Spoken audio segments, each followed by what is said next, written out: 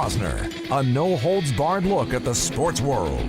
Now, here's Bruce Posner, the sports maven. What a weekend. What a weekend. But today, is it Judgment Day? Maybe. But here's what shocks me about today. High noon at Xfinity Center. And the University of Maryland, the number 17 ranked team in the country, the number one team along with Wisconsin in the Big Ten at 8-1, the University of Maryland at home is an underdog to the three-time loser in the conference, Purdue, along with the greatest supposedly player in the Big Ten right now, and that, of course, is Mr. Double-Double himself, Caleb Swanigan, 6'9", can do it all. Already been dubbed the Big Ten Player of the Year. Forget about Melo. I mean, the fact that Maryland's 8-1, forget about Melo.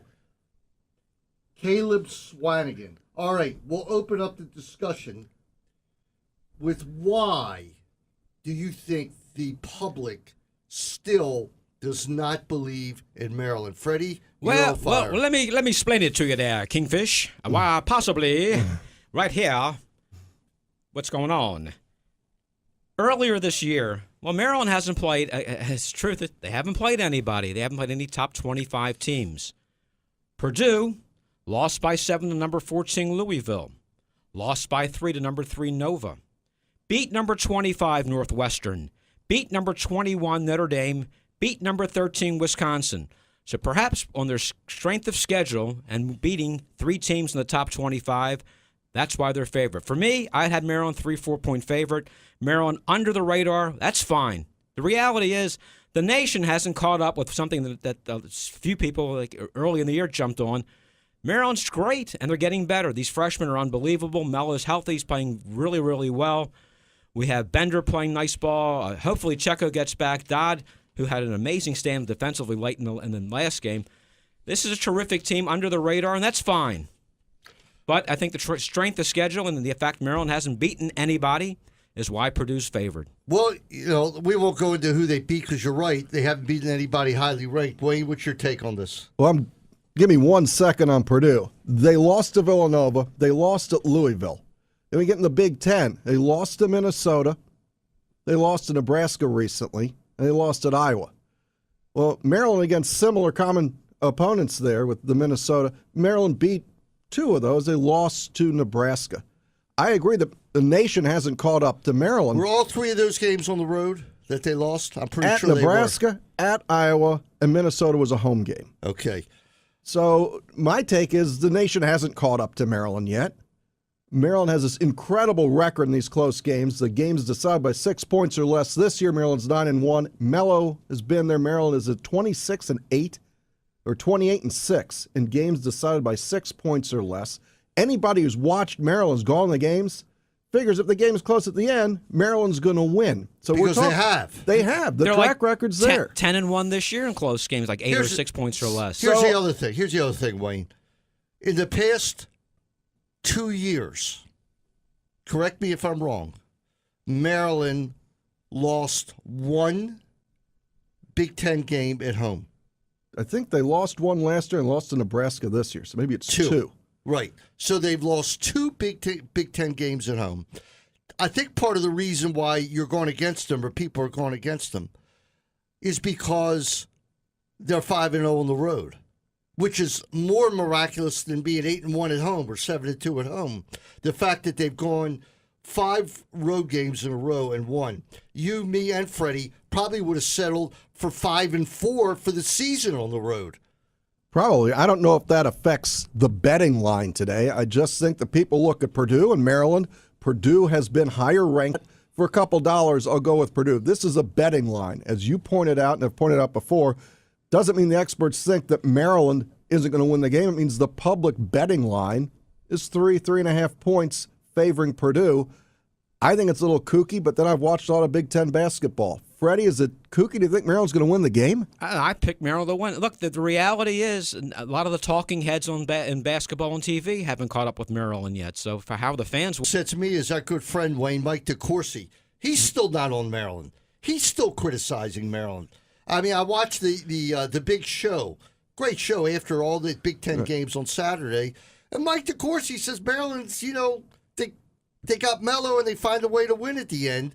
And he really belittled some of these wins. And the guy next to him, whose name escapes me, he said, "What games have you been watching?" Look, however they do it, the trend where you think this is the greatest team in the world or you don't, fact is, Maryland's been winning some games. And they win all the games close. I wish they'd blow somebody out too. And wouldn't be fun and exciting though. Well, these are the cardiac kids. And Turgeon's coached really, exceptionally well this year. Well, it helps. Now, I'm going to flash to National Signing Day for a second. I'm walking, and there I go, walking through the hall of the football building. Several of the coaches be a better coach because I recruited these kids. Turgeon is a better coach because he got Jackson, which was a great story. The kid was signed, sealed, and delivered to UNLV, and the coach leaves. They fire the coach. He comes to Maryland. Jackson does.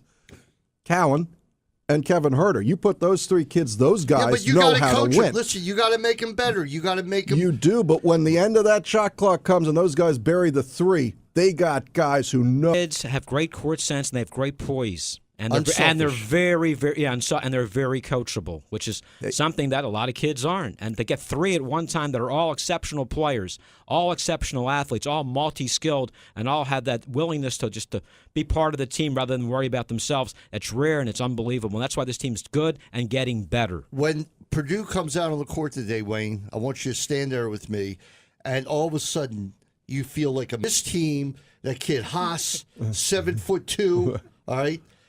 But they're men. We're not talking 7'2" thin guys. They're big guys. 7'2", 290. Isaac Haas. Yeah. Caleb Swanigan, 6'9", 250. Sounds like he's built like a Haas. He is Haas Cartwright. And then Vince Edwards. Was he not Dr. Vince Edwards? Ben Casey. Ben Casey. I thought here. What I said? Ben Casey on my list. Ben Casey. Right. 25. They're big. They're big. There's no doubt about it. And it's going to be a task for DeMonte Dodd, but big teams have come into Maryland, and sometimes Turgeon feast on that. I don't think their guards are that great, and that's a reflection of some of those losses on the road. What is Checo's status? Because last game he played a couple minutes. He outran the field for a dunk on a great play, and then you never saw him again. Every game it's unknown. Is he healthy or decision? The whole Dion Wiley still has a bad back, hasn't been traveling with the team. But let's take a look at today's actual game. Okay, there's two ways for Maryland to take this. Either you put Bender and Dodd on the court, play a power forward and a traditional center, and then Checo's the third guy in that mix, a little bit of Gill. Or you play to Maryland's strength, which is to play small and try and outrun them. Freddie, which style do you think would play best today? I think they'll go with the small lineup at first like they have, the three freshmen, Mello, and play it by ear. If they started getting beat badly on the boards and the game is slowing down, then you might have to bring another big man in. I would move Bender to power forward. I think it's his strongest position.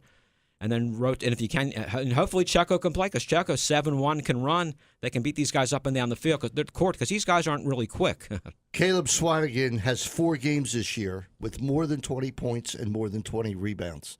I mean, that says it all. So Ernie Graham, I was with Ernie Graham last night at the Babe Ruth's Bash. Yeah, I heard that was a good one, Bruce. It was the best. It was the best one they've ever had. Great baseball talk. Every so-called baseball expert was there talking about the O's and what they expect and all kinds of farm system talk. And then Terp Talk started, all right? But it was packed for Terp Talk. Ernie Graham said this, and I didn't agree with him. He said, you got 3 big guys on this team, and he's assuming that Sokowski's going to play. He said he has them on Swanigan. Don't let him get started. Foul him, rough him up. Do what you have to do. Don't let him beat you. He said this team will never find a way to beat the Terrapins. My theory is I don't know if they're quick enough or fast enough. They're certainly strong enough to guard Swanigan, but he said don't let him get started. And, Ernie certainly knows 10 times more. I think you might wind up seeing a mixture of maybe a few smaller guys on him, maybe Herter. Somebody, Justin Jackson, although I don't know that he has the chops on defense to guard somebody like Swanigan, but we'll see. But he said go after him, foul him, go against him, drive the middle, do whatever you have to do do everything to take him out of the game. See, I think, sounds like a Belichick Freddy, move. I'd like to hear what you think about this. Maryland's best move has been playing Maryland ball, which means the game's going to be in the 80s. This game has the feel of something that's going to be 59-56 because they're going to want to slow it down and pound it. We want our advantage to get out and run. We have one of the best weak side defenders that I've seen recently. Which Herder. Is Herder. Unbelievable. And then Justin Jackson's close. Do you think these small guys can handle these big guys? I certainly can, but again, in the pace of the game, if it's we're not boxing out, which we've had problems with, you might have to go to 2 big men. But our big men run pretty well. Swanigan's averaging 19 points a game, 13 rebounds. Here's a kid that grew up in homeless shelters, shuttling back between Utah and Indianapolis. So he's a great story. Yeah, there's no doubt. I mean, I can't. But today, you can't really root for him. No, but I can't wait to see him play. Wayne, I haven't seen a sweater with patches in a long time. I'm rocking the elbow patches. Today? Yeah, All elbows. Right. So who else? You said you went to this event last night. Yeah, it was. I was on the dais with Johnny Rhodes, Ernie Graham, and Kevin Glover, the tremendous center from 1984 All-American, 15 years with the Lions, and the blocker. One of the blockers for Barry Sanders. So a lot of great stories. Kevin Glover went deep into signing day that we'll get into in a little bit, and what a great effort it was by DJ Durkin and what he's produced. And Ernie and Johnny Rhodes just talked about Turgeon. They just, Ernie credits Turgeon's success to the fact that he's a genuine nice guy. And when parents meet him, they absolutely love him.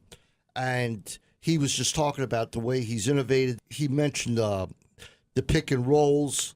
He said, got to watch that because DeMonte always seems to get a foul or two out of the pick and roll. It's a tradition to get 2 fouls in the first 3 minutes. Yeah, it just seems like it happens. But they went deep into it. But what a crowd there. So I get on the elevator, and I hear a guy talking with a little bit of a southern twang.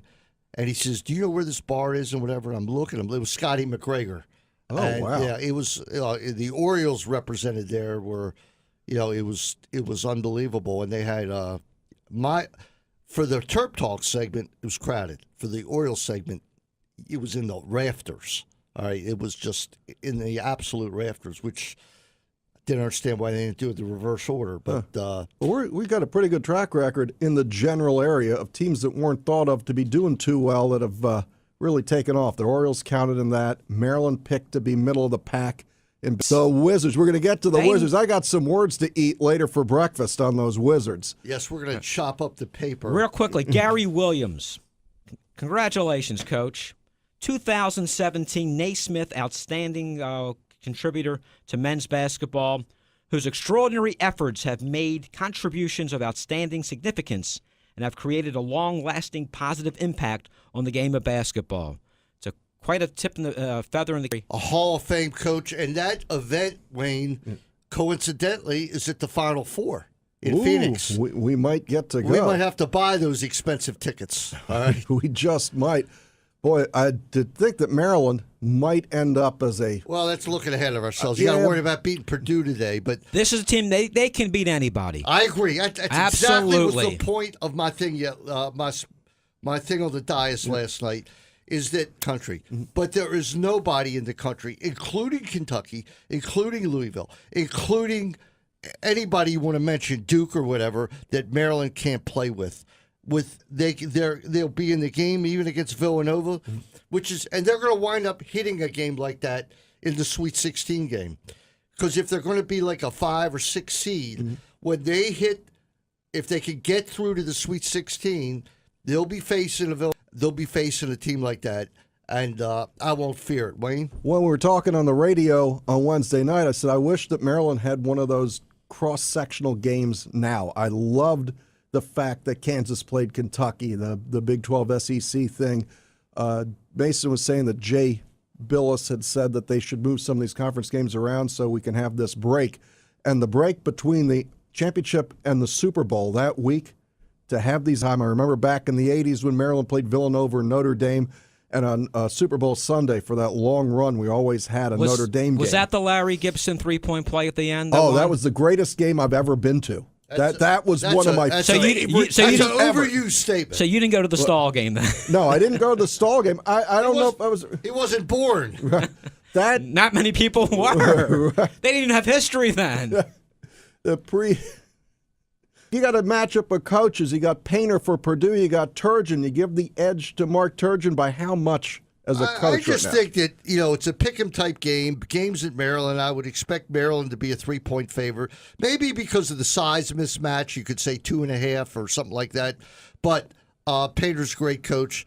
This is a huge game for both teams. Maryland wins this. But you know what? They're not done yet. Maryland's got 2 test them more than this game, and that's at Northwestern on February 15th. All right, that I've made my plans. I told Zach Bolno I'm going to the game, and then at Wisconsin. I don't know the exact date. That's 2 weeks on Sunday. A Sunday game, It's right? supposed to be 1 o'clock on CBS. Yes. Go ahead. What were we going to say? I think this is the biggest part of this schedule. I found myself in this odd position of rooting for all the Big Ten to beat ranked teams. Speaking of rooting for the Big Ten guys, before we go to break, Yogi Ferrell. I love it. Tell him about him, Freddie. What he did last night. Yogi had 9 threes. That's great in high school, let alone the NBA. That's great for a team in a game, 9 threes. And Yogi had 9 threes for Dallas last night. They beat Portland. And is Jake Layman injured? He's in the development league, the last I saw. He's in the D-League. Okay. Mace, is that still true? Yes. I'm glad he's not hurt. And that's where Yogi Ferrell came from. All right, Yogi Ferrell had a 10-day contract cut by the Nets, all right, and is now probably locked into the Mavericks after a 32-point game. He was special, and he's a great kid. He was not drafted, really looked over, and whatever. It just I feel good for him. He's a good, nice young man. I noticed, look, the NBA, the mock drafts, and right now Melo's listed at 38 in one of the drafts, 59 in another, and none of the kids are listed because, again, that's good for us. Nobody knows about Maryland. They will. They will. Or like half the announcers, it's, Maryland, and I emailed them. It's not Maryland like Marilyn Monroe. They don't know how to even pronounce the name of a state. So we're really under the radar. Go ahead. No, that's it. All right, let's go out to the first break. This is Bruce Posner. We'll be going to the circus when we come back in the second segment of this show. You're listening to CBS Sports Radio 1300. Thursday night at 7, Brenda Freeze and the Lady Terps continue their quest to be the best in the Big Ten on CBS Sports Radio 1300. This time, number 3 ranked Maryland battles the unranked Illinois Fighting Illini at home at College Park. It's another Big Ten big-time backboard battle. Live on the radio, Dave Preston and Matt Noble bring you all the action. Thursday night at 7 on the AM flagship station of the Maryland Terrapins, CBS Sports Radio 1300. There's no better place in Baltimore to buy your new or used car from than Koons Ford on Security Boulevard, across from Security Mall. Over the years, I have purchased many cars and trucks for GM Dennis Colazzos, receiving the best price, service, and comfort in dealing with a top-notch executive. Koons Ford Terp Talk listeners can view their inventory at KoonsFordBaltimore.com. Koons Ford carries a huge inventory of Motor Trend's Car of the Year, the Fusion, Hybrid Escapes, the 35-mile-per-gallon Focus, Mustangs, Expeditions, and of course the F-Series trucks. Koons Ford simply likes to make a little bit of money many times. What a great place to buy your new Ford. That's Koons Ford of Baltimore, 6970 Security Boulevard, across from Security Square Mall. Take exit 17 off of 695. Remember, when you're talking cars, you're talking Koons. Call 410-298-3800. In selecting a professional, you always look to the backgrounds of the persons involved, particularly involving their experience, competence, and established performance. In Maryland, there's one number one leader with regard to personal injury claims, and that's the firm of Science & Kirk. Science & Kirk have handled more auto accident cases than any law firm in the history of the state. The Science client's family is on their third generation of attorneys that extend all the way back to the 1920s. Donald and his 3 sons make a formidable team representing their clients. Call their hotline 24/7 at 1-800-LAWYERS for assistance. That's 1-800-LAWYERS for assistance from Science and Co. Kelly Exchange is your one-stop shop for individual and family health insurance coverage. On kellyexchange.com, you can learn about healthcare reform, find out if you qualify for a subsidy, get quotes, compare insurance plans, and purchase coverage. With over 36 years of experience in the insurance industry, kellyexchange.com is the only website you need to help you navigate the complexities and confusion of healthcare reform and purchase quality insurance for you and your family. Visit kellyexchange.com today. Mayer and Steinberg are insurance brokers representing Hartford, Travelers, Liberty Mutual, and Zurich, among others, specializing in restaurants, bars, law firms, accounting firms, and wholesalers. Workman's compensation is my good friend Paul Robinson's specialty, including contractors like heating, air conditioning, and landscape companies. Call them at 410-484-7000 and ask for Paul Robinson. Mayer & Steinberg is a 55-year-old insurance agency, family-owned and operated. They can also shop your current insurance coverages and in many instances save you premium. You can trust Mayer & Steinberg. My family and friends have done business with Paul and Mayer & Steinberg for years. There is no one better to represent you for your insurance needs. Call Mayer & Steinberg at 410-484-7000.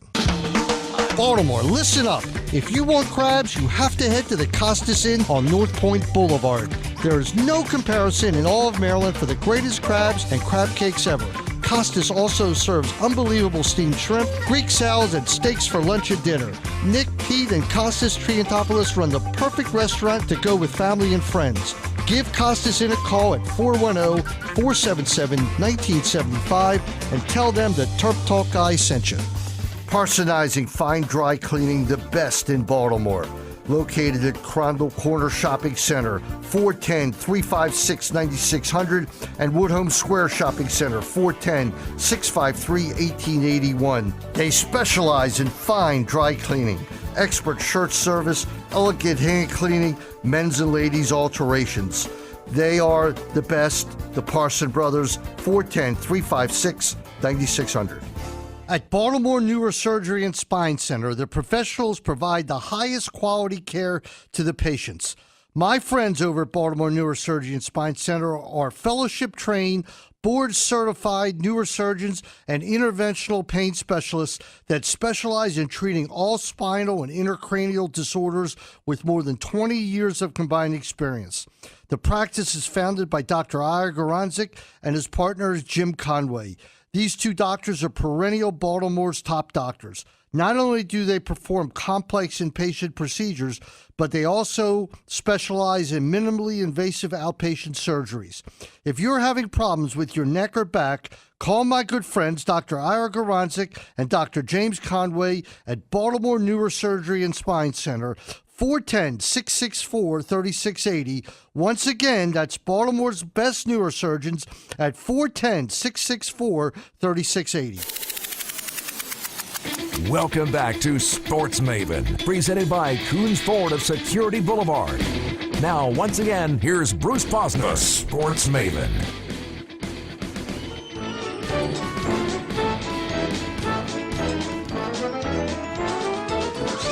Ladies and gentlemen, boys and girls of all ages, welcome to the greatest show on hardwood, the Golden State Warriors.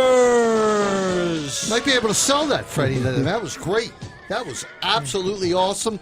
I had the fortune. I was in San Francisco this past week, and I had the true fortune of watching. Don't worry that the circus went out of business. You've got the greatest show in sports right now is the Golden State Warriors. I witnessed Stephen Curry make 11 threes in, I think, 27 minutes, one of which he crossed half court and took a shot Not with the time running out, not with the clock running out, just the normal shot. Then he had about 3 ankle breakers. He hit every shot at the end of the quarter. And you know what? Klay Thompson played just as well. And Kevin Durant only had 3 points in the first half. And Kevin Durant said, I got to score some points. This game was unbelievable. Was this Wednesday? Wednesday night. Yeah, Klay Thompson and Steph Curry had combined for 52 points at the half in that game. They each had 26 at the half in that game. It's unbelievable. How do you stop that? This team with Kevin Durant now, and I'm not happy about these teams that, everybody goes together and makes it happen. Just like I want to talk about the LeBron Barkley spat too, which I find fascinating. But this team is the most fun team to watch, Freddie.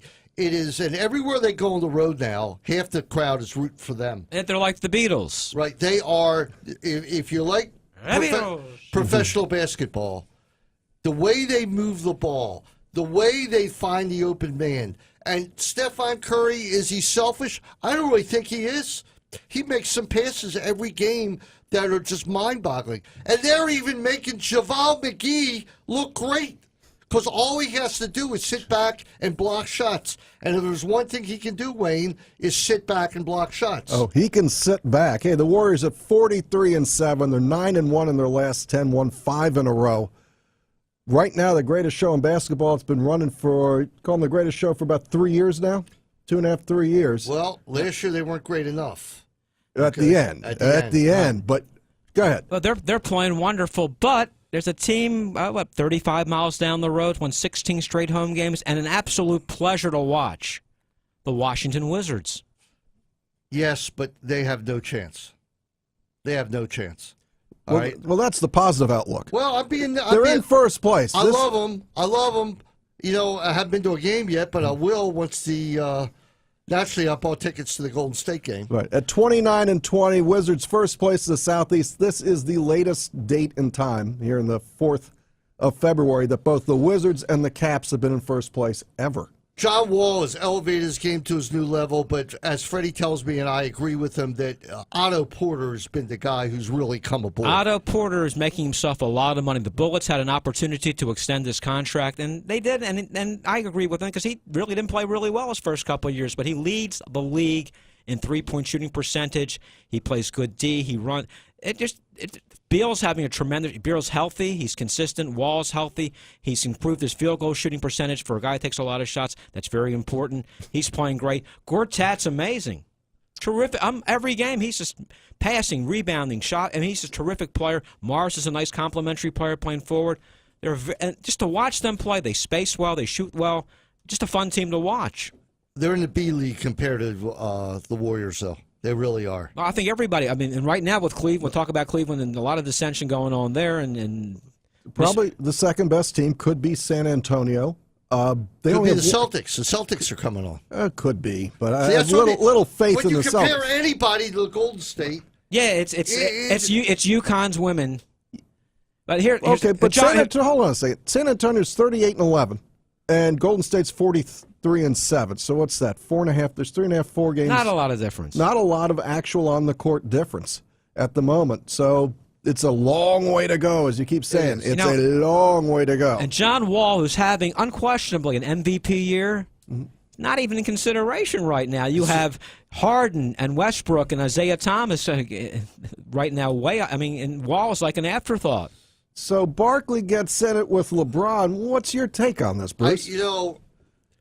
LeBron's attack on Barkley, he went into his personal life about all the mistakes that Barkley's made.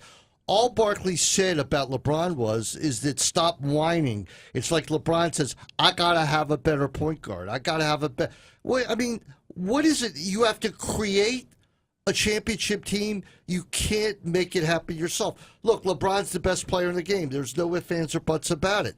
But, he created a team in Miami. He came to Cleveland, got Kevin Love to come, and Kyrie Irving. He definitely has the stars to win, and to his credit, he did. He did win, but now he keeps whining. I got to get better players. Like if the team's bad, it's because the rest of the team is bad, and I don't see it. I don't Nah. see that being a championship, one of the greatest players of all time. I just can't imagine. So maybe that's where it belongs. It probably does, but I think he's You trying to think be. Bill Russell ever went to our back and says, "You got to get me this guy"? That you never got that happen. But why do you think LeBron's no longer on Miami? Because LeBron wanted to have his way all the time. He has his own posse. He wants his posse to have complete access to the locker room before games, after games. After Miami games, he wanted to leave the team with his posse and meet the team somewhere else. And Pat Riley said, "No, I don't think so." He had one David Blatt fired. He tells Tyronn Lue when to sit, when to call all the time, and he runs the show on the sidelines and the timeouts. I'm getting tired of LeBron. Yeah, and I think Barkley is too. But, LeBron had a right to say to Barkley, "You never won a title. I don't want to hear about you. You never made it happen at the end." He could have said that. But he went into everything that LeBron said. Like LeBron said, he did to the guy when Barkley threw somebody through a window. He came up with everything Barkley's ever done wrong in rebuttal. It's the rebuttal of these political times. He went for the kill. And all he does is alienate himself a little more from the people who've had enough of LeBron. He wants to be the best general manager in basketball. Maybe he is. Mason, what'd you have on this? Well, I think Barkley was right because LeBron asked for his guys, Tristan Thompson and Amon Shumpert, and the GM made it happen. And he got Kyle Korver. Now they don't have a point guard, and he's whining about it. Yeah. So you're saying that he set this up, that he asked for a point guard before? No, he asked for a power forward, Tristan Thompson, a shooting guard. They Kyle re-signed Korver. J.R. Smith because of him. I mean, everything that he wanted, he got, and now it's not enough. What's he going to do? Get me Russell Westbrook. Get me Melo. That's what he wants. He wants Melo. Can I play devil's advocate? Yes. First of all, he's not asking for Melo. He's asking for like Darren Williams. He's asking for like Jameer Nelson. He's asking for a backup point guard. First of all, second of all, I understand that in terms of dollars spent, and if you're measuring it based on that, the Cavs have given him plenty. But if you look at the roster, the fact of the matter is that roster does not stack up. And you can make an argument that no roster is going to stack up against the Warriors just because they added Kevin Durant. But if you're LeBron, you came back to Cleveland with all these promises of never, cutting a single cent when you're Dan Gilbert. I feel like he kind of has the right. He brings millions and millions and millions of extra dollars that franchise would never see just by standing on the court 50 games a year, let alone 60, 70, leading the league in minutes. I mean, that's what's troubling to me is if I was LeBron James, I've come off 6 straight trips to the finals. I brought a championship. He's great. Of course nobody's not, but he is actually, for once, not being one of those players who's, complacent with a single championship, and he's leading the league in minutes. He's a 32-year-old going on 37-year-old given, his mileage. He's gone to 6 straight finals, and he's leading the National Basketball Association in minutes, and I don't think he is He's the got GM. the talent to win the championship, okay? You know what? I mean, they barely won the championship last year with a better team on the floor. Wasn't Draymond Green suspended for one of those games? Thank you. Which maybe would cost the Golden State the championship. He had a better team last year with the backup point guard that he wanted in terms of Dellavedova. And you guys are right. They did sign Thompson at his lead. They did sign J.R. Smith at his lead. I'm not sure Iman Shumpert is his boy. I'm not sure that Kyle Korver is his boy. Everybody in that organization was very happy about Kyle Korver. He wasn't, because he wanted a backup point guard, and he's been saying backup point guard since the summer. So just playing devil's advocate for LeBron, and you're right. The one thing that I can't deny, Charles Barkley's criticisms were professional. LeBron's were personal, and you know what? I liked it in terms of drama, but I didn't like my the 2 personal cents. attack Yeah, on yeah. Barkley does so much for the NBA. No doubt. We watch TNT to hear Barkley and Shaq. Half the games stink. Right. But and they're great at that, and they're supposed to point out things that be a little controversial because it brings eyeballs in. Now, somebody who's been easy on the eyes that's in here is that of all teams, the Mystics, I don't follow the NBA, but they made a deal. They sure did they make a deal? how many players did they give up? They gave up 3 players. They gave up the number 2 draft pick, a rookie who made the All-Star team last year, and another guard to get Elena Deladon. What do you know about her? She's the greatest. I mean, she's right now. She is the the best player in the WNBA. Maybe not, but she's certainly one of the best. You can make the case that she's the best women's player in the world. There's a case for it. Is there? Okay. Yeah. I don't follow it that close as Danny does, but Danny actually saw her when you were covering Towson. Yes, I did. I covered the women's basketball team for Towson when I worked for the Tower Light there at Towson University. But I mean, she was a absolute phenom on the court there. I thought she was as good of a college athlete that I saw my entire time in my 4.5 years there. She's just players there's been in the last 10, 15 years, and she's come to the WNBA by storm. I think she's going to do a lot for that Mystics team, who's never made the postseason before. Well, they've made the postseason. They haven't made the championship. Oh, sorry.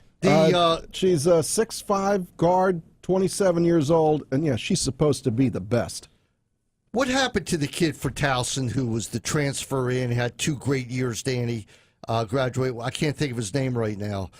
Who ended up going Gary Neal? No, not Gary Neal. It was a transfer in, and he was not Gary Neal. He was fantastic. It was after Gary Neal. He was at Georgetown, I think, for 2 years. Georgetown, right. I can't think of his name. But not in the pros, not anywhere. I watched him play. He was fantastic. And I just can't remember. But with that, we got to go out to the break. Wayne will do the research at the break. We'll be back in a few minutes here on CBS Sports Radio 1300. The Bagby's and Woodhome Festival. It's pizzas and salads the way you want it. Get the Big Cheesy for $5.99 or make your own for a little more. 4 sauces, many, many toppings. Super salads, meatball specials. What a great, affordable pizzeria. Call the new Bagby's Pizza at 443-379-0566. That's the new Bagby's Pizza at 443-379-0566. I Justice Eats, an Italian-type restaurant in the harbor area. Bagby Pizza on 1006 Fleet Street is just a great, fun place to have lunch or dinner 7 days a week. Bagby's features gourmet pizza, pastas, and salads at more than reasonable prices. Service is quick, there's plenty of seating, happy hour specials Monday through Friday, 4 to 7 p.m. But most important, the food is superb.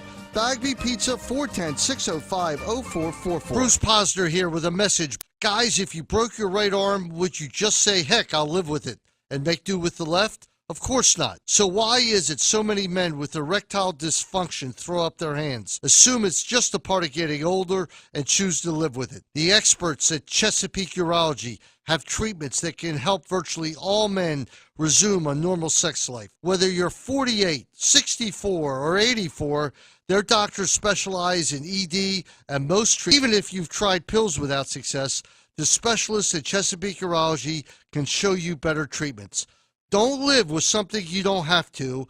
Call Chesapeake Urology at 877-422-8237. That's 877-422-8237. Cunningham's of the Bagby's chain has been declared as one of the best restaurants in town. Located at One Olympic Place in Towson, Cunningham's has free. The decor and atmosphere at Cunningham's makes you feel that you are part of a happening event. Using a wood-fired grill and oven, Cunningham's provides its guests with dishes created from the freshest seasonal and local ingredients possible. Call 410-339-7730 for a reservation. The third Bagby's has just opened in the new Foundry Row in Owings Mills. Signature super Bagby's pizzas, salads, sandwiches, pastas, and yes, even submarines. Hey, this Foundry Row is similar to the original Bagby's in Harbor East. Also featured next door is the Bagby Group-operated Foundry Row Wine and Spirits. 2 more winners for the Bagby's chain. Call 410-356-7226. That's Bagby's on Reisterstown Road in Owings Mills. It's my pleasure to welcome the Supreme Neighborhood Market Gourmet again to the Terp Talk family. Now under the new ownership of Andy Huffman, Gourmet Again on 3717 Old Court Road continues its tradition of being a specialty food market with all meals, soups, and sandwiches being homemade. My family and all of Northwest Baltimore knows that Gourmet Again is the best market around. Let Gourmet Again cater any party or special occasion that you are having. I absolutely love Gourmet Again. Call 410-484-9393. Gourmet Again is open 7 days at gourmetagain.com. The phone number, once again, 410-484-9393. That's Gourmet Again. Since 1915, Atman's Deli has been serving up the best delicatessen in Baltimore on 1019 East Lombard Street. Atman's is open 7 days a week with an incredible menu, including all your delights. Call Elaine for all your catering needs at 410-563. Atman's is open every Ravens game in the stadium at Section 118.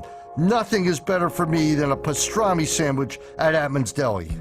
Situated at 1 Olympic Place in Towson, Cunningham's Cafe and Bakery offers handcrafted breakfast, lunch, and coffee in a casual setting. Featuring house-baked breads and pastries, roasted coffees, and locally sourced eggs and produce from Cunningham Farms, the Cafe and Bakery is the perfect spot for a quick meal or snack. Parking is free across the street. Open 7 days a week. Call Cunningham's Bakery and Cafe, 410-339-7750. The opinions expressed in the preceding paid program do not necessarily represent those of WJZ AM 1300, CBS Radio, its employees and sponsors. Tune to Scott and Jeremy and play the SDR Certified Collision Center Throwdown, sponsored by SDR Certified Collision Center in Cockeysville, 410-771-0900 or SDRauto.com. This is the Sports Maven Show, presented by Koons Ford of Security Boulevard. Now, here's the Maven himself, Bruce Posner. Have we seen the end of Tiger Woods? All right, 77 in his first round, and then he withdrew again at Torrey Pines. And I know the back problems are there, but he's not chipping properly. He can't make a 5-foot putt. Is Freddy, you're the biggest Tiger Woods fan here. Is he finished? I think he is, unfortunately. I think right now we're seeing Johnny Unitas in a San Diego Charger uniform, Willie Mays in a New York Met uniform. I think he's done, and it's sad because it was like watching Babe Ruth. Yeah, it's. I was looking forward to watching him this weekend.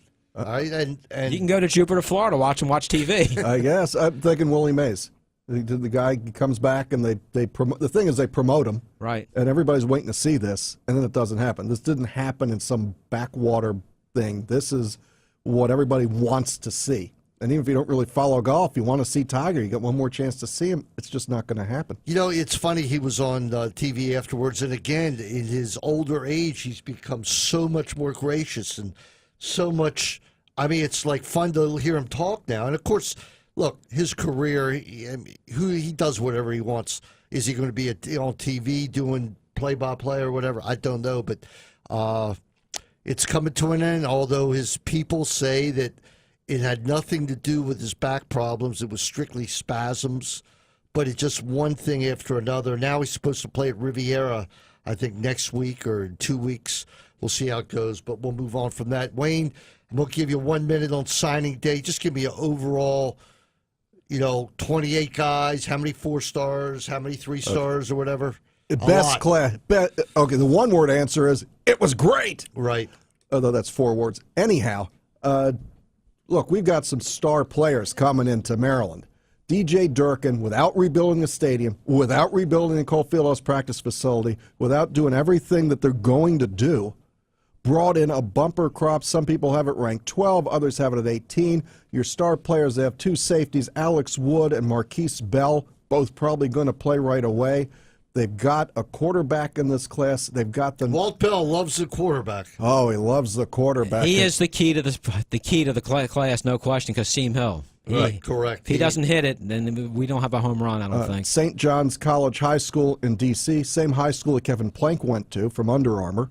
We've got some big linemen, defensive tackles that actually look like they can stop the run and get to the passer. And the tailback, Anthony McFarland, we beat Miami Forum. We beat a whole list of schools. Everybody wanted this kid. He's coming to Maryland. The movement, the DMV to UMD is in full swing. Plus, it was a national recruiting class. Great job to DJ Durkin. The whole place. It was quite literally, it was great. You mentioned Kevin Plank and Under Armour. They took a tremendous hit in the stock market this week. And Kevin Plank, who's the majority shareholder, took a tremendous personal financial hit. Do you see short-term or long-term, how is this going to adversely affect Maryland? No, I don't think so at all. It's still a multi-billion-dollar company, and Stock market, let me tell you, the stock market, and I'm no expert on it, but, Apple took a huge hit. I mean, everybody takes a hit once in a while when the earnings don't match the prognosis. Right, and that's what happens. It's not that the company's going down; it's that they didn't meet their targets. Right, and the word out from all it was to sell the stock. That's not very healthy. No, but you know what? It lost 25%. Plus, there's more than one class. I invested under him. There's more than one class. Kevin Plank holds a different class. The public class that's for sale right now is a different stock set than what the founders and the people had the whole stock. Any way you look at it, it was a bad day for Under Armour. According to the newspaper, he lost about $500 million personally, but still worth about $1.9 billion. So I'm not that upset for him personally. Have no sympathy for his financial position. He's fantastic, and what he's doing down in Baltimore City is fantastic, and he'll bounce back. Well, there used to be a financial show that followed us, so I guess we just they went out of business. So there's there's a football game tomorrow called the Super Bowl. 3-point favorite, the New England Patriots. I've been Atlanta, and all of a sudden, the closer I get to game time, I'm starting to come the New England way a little bit. Watching Julian Edelman today, a great 60 minutes or something. ESPN 60 about Edelman and just how he went from quarterback to an end with Brady and talking about Brady and imitate. He's great. I love Edelman. I love that factor. I don't think Atlanta can stop New England. I'm not sure if New England can stop Atlanta because nobody has. Well, here's the one thing that Atlanta's played brilliantly on offense. They executed tremendously. Ryan, who was a good quarterback, became a great quarterback certainly for this year. But when you have Bill Belichick, arguably the greatest coach in NFL history, 2 weeks to prepare, and he's a defensive genius, you have to think, my gut feeling, he's going to find a way, maybe not to stop Atlanta, but to slow down Atlanta enough. And then you have Brady, arguably the greatest quarterback ever, and a team that executes consistently as better than anybody else in maybe the NFL history. I think Atlanta has a better team quality, talent-wise, but I think with Belichick and Brady, that's how you knock off New England. And Belichick can certainly, I think, slow down Atlanta's offense. And New England's the second-best defense in the league, and Brady, a great quarterback. It's hard to go against them. I was watching Teddy Bruschi today, and this is what he put down. He's obviously Patriot back, but here was his analysis of the game. He said that the Atlanta receivers don't like to be punched. They don't like to be pushed. They don't like to be roughhouse. He says look for a couple personal fouls early on against New England, and look for Julio to get punched in the mouth. Look for everybody to be physically attacked. Mm-hmm. He says it will throw Atlanta off the game. And then he brought up something that I didn't even think about. Atlanta's never had to play a game where you had to wait an hour at halftime. Because the halftime is, 45 minutes to an hour? It's a tremendous adjustment. Some guys, they say, take showers and you get dressed again. It's something you really... One thing, their coach, Quinn, who's never head coached a game, has been in a couple of Super Bowls, so at least he has the opportunity to been through this, see how teams work, with all the distractions and with the halftime and with people... tickets and the media. So if he can, but the players haven't, but maybe that gives them a little bit of help. But New England's been there so many times. This is like their show. If I was the Patriots, I'd be a little bit nervous about doing that whole smash mouth idea with the wide receivers, because if you get caught flat-footed at that line against any of those receivers, they will blow by you. Well, there's going to be Atlanta's going to score. I mean, you're not going to shut them out. But well, look, he's done this. They played the greatest show on turf, and in 2 weeks, he had to shut down the Rams. He's done this. Belichick has done this over and over he again. Did it 2 weeks ago against, a Steelers offense that didn't look like it could be stopped, and nothing happened. He's done it his whole career at New England. No, he's the best at it. So we've talked about Belichick and his Maryland ties. Of course, Dan Quinn played nose tackle for Salisbury. It was Salisbury State at that time, I believe. Good research. No idea. We had a guard from Salisbury, Andre, the 5'9" kid. Who? He transferred to Loyola. Andre Collins. From Salisbury. Went on to do great in Europe. Right. Jarrell Benjamin was the guy from Towson, right? Yes, he was. Now playing in the China League. Yeah, he plays for, if you're following this at home, Qingdao double star. But he did make the Utah Jazz in 2015 for a little bit. What do you think is you got a list of kooky bets? Who has the oddest bet, other than our own made-up bet, is Lady Gaga's dress going to be made out of what kind of steak? Yeah, and I pick ribeye. What kind of meat? Yeah. I'm going sirloin. Right. Mason, you have any ridiculous bets you actually saw? The one that I saw was how many times will Donald Trump be mentioned during the broadcast. The over-under on that one is 1.5. I'm going with the over. Anybody else on that? I don't know that he'll be mentioned. I mean, except that he's not talking at halftime. He's doing it before the game. With Bill O'Reilly. Right, with Bill O'Reilly. Last I saw, Tom Brady is even money favorite to be Super Bowl MVP. That's unbelievable. That is unbelievable. Who is going to get more headshots? Is it Gisele Bündchen or is it going to be Roger Goodell? Who are they going to look at more? I wish it was going to be one, but I think it's going to be the other. Yeah. If the Patriots Bruce, win. do you remember the 69 World Series? How many times did we see Tom Seaver's wife, Nancy Seaver? Like 15,000 times? It always happened. The most ever was the Alabama. Oh, McCarron. Oh, right. Well, McCarron. McCarron's Well, girlfriend. that was Musburger's. Oh, Brett Musburger. Cost him his marriage, I think. He got in trouble because he said she was gorgeous. Well, she was. Yeah, no doubt. So Brent Musburger called his last game on Wednesday, which to me just is another sign everybody's getting old. Yeah. Well, I think it's more ESPN just cutting paychecks. Well, I thought he opened a gambling business in Las Vegas so he couldn't do both. Freddie's got it right. It's all about the moolah. I mean, Chris Berman, gone. Oh, yeah. They're changing Sports Center. They're bringing up Jamel and Jamel Hill and which Michael I Slade. think is a horrible show, but that's my opinion. Oh, I love that show. I love it. His and hers is great. But, Mike and Mike's breaking up after 17 years. And they were a wonderful couple. Who never saw this coming? Not that there's anything wrong with that. No, not at all. But tying up Brent Musburger, he opened up a new Twitter account for his new tout service in Las Vegas, and not surprisingly enough, one of the first 10 people he followed, A.J. McCarron's wife. That's funny. That should have been our closing line. Thank you for coming. Good night. It's the Tip your most waitstaff. ridiculous attack ever because he said she was gorgeous. She was, oh my God! Can you blame Oh, him? Lord. Okay. We actually All have to right, go back to the let's game. talk who's going to win the game. We got a minute left, so Freddie, 20 seconds. Again, I don't care who wins. I hope it's a good game. I'm going to say New England by 7 to 10 points. Wade. I've got New England 27-21. Well, I went with Atlanta when the whole thing started, when the playoffs started. I said they're going to go the route. Danny's nodding his head yes. Stick with them. I'm not going to get off of them. I think that they will score at will. And I believe what will be one of the most explosive, exciting Super Bowl games ever. I hope so. I could see a game, the winner in the 40s, the loser in the 30s. Maybe like 41-35. That'd be great. How about an overtime? Our first overtime Super, and there's never been an overtime Super Bowl game. You know what? There's too many points involved with now that you miss extra points and field goals, and I doubt it'll be overtime. But 41-35, Atlanta, and Matty Ice will put his name in history along with Joe Flacco as Super Bowl winners. Surpass Joe And Flacco. Dilfer. All right, with that, we're out of time. Thanks, everybody, for listening. Let's go, Terps. Shut everybody up across the country. See you Wednesday night on Terp Talk.